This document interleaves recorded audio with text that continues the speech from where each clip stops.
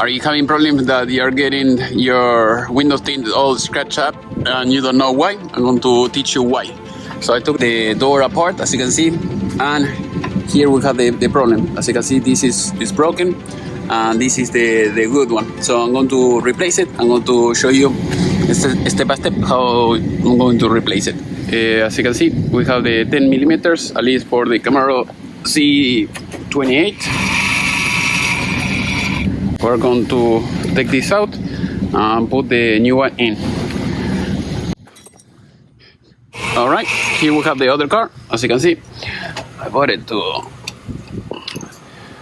do this type of repairs, and now we're going to put the other one.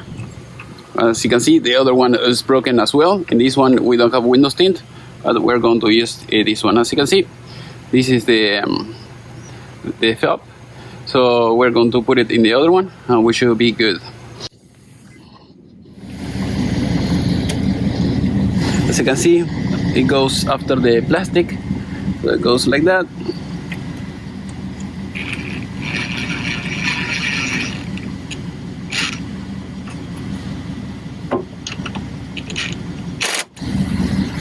There we go.